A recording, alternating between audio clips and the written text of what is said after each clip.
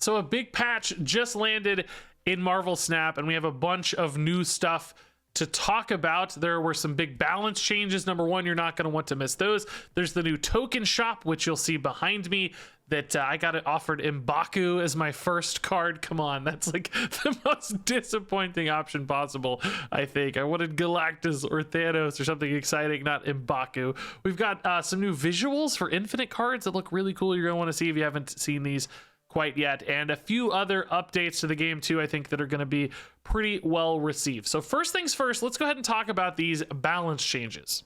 And I guess while we're here, we're also going to get a look at the new Infinite frame. This is the new like crazy multicolored, crazy rainbow effect for Infinite cards. I like it. I actually like the old one okay, but this looks really cool. I like the way it's collecting a bunch of different colors together, so it kind of matches any card in a way if you look close enough or long enough. But also, as you'll notice, Angela is now a 2-0 instead of a 2-1. Angela was being used as a card in so many different decks as a way to get something down early that you can still scale later, so it proved a great foundation for a lot of different decks. Just taking 1 power off of Angela here is going to make her just that little bit weaker. I think might reduce her prevalence a little bit, but I suspect this will still be a pretty good card. Still, you know, getting a 2-6 basically is often going to be one of the better options to play early, and there's not a lot of good cards you can kind of proactively play in the early game. So I think Angela will still be pretty good. This is another pretty small change here. Destroyer going from a 6-16 to a 6-15.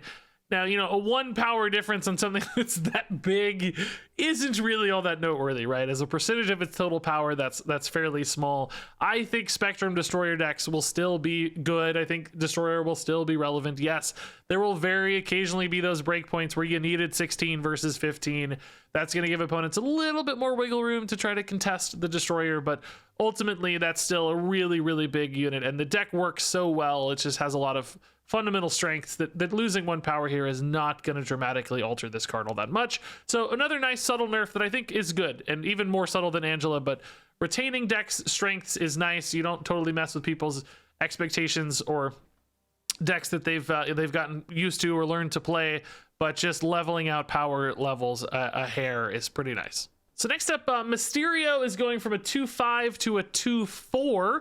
A little bit sad. Mysterio's been one of my favorite cards the entire time I've been playing Marvel Snap. Love Mysterio, but he was showing up in a lot of decks lately, and the patch notes say specifically about Mysterio, and this is really relevant, has more power than other 2-cost cards because of how many slots he takes up at other locations. However, in many cases, those extra 2-0 illusions end up being quite beneficial, particularly for like destroy decks. Being able to eat those 0 power Mysterios, that can go a long way to actually helping you. So you get both the strong base power of Mysterio and the upside of the extra units. So again, just taking 1 power away here. I still think Mysterio will be pretty good. That 2-4 base is still useful for decks that are able to utilize those illusions nicely. So if you've got those Carnages and stuff in your deck, I think you're probably still running Mysterio in most cases. I again like the subtlety of this nerf. It's not a crazy change. And if you push this to 3 energy, for instance, that might totally kill the card. But taking 1 power away probably keeps it relevant. By the way, this card looks really, really good as an infinite card. I mean, that looks sharp. Wow, I like that a lot. So next up here, we have Sarah going from a 5-5 to a 5-4. Detecting a theme here. Everything is just losing 1 power, basically. Which, again, great subtle change. Sarah was powering a lot of kind of Sarah miracle decks for these big turn 6 pop-offs where you'd play multiple 2-drops or 3-drops in a given turn and dump a bunch of surprising power. That utility is going to stay for Sarah. They didn't change anything about her mechanics, just made her a little bit weaker. So very, very occasionally that breakpoint will make a difference. You're going to lose a lane when you would have otherwise won it because the Sarah is a little bit smaller, but still keep the functionality of the deck, keep a lot of that raw power there, just tiny tweaks.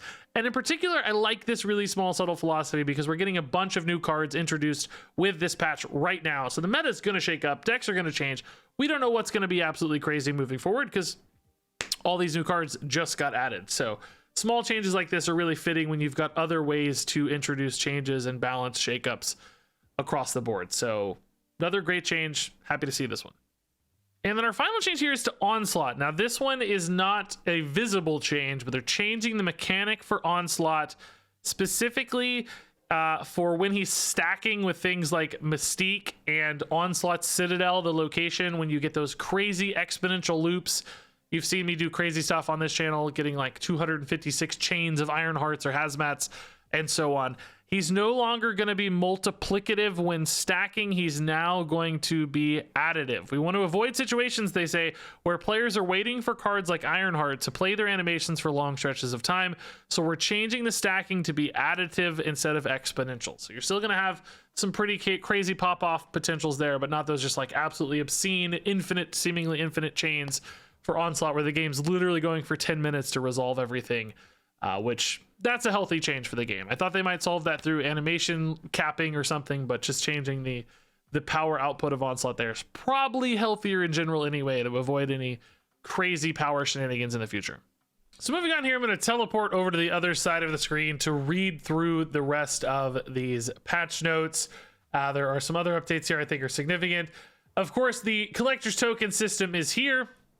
You can now earn them starting at collection level 500, then use them in the token shop to target new cards or the card you've been waiting for most.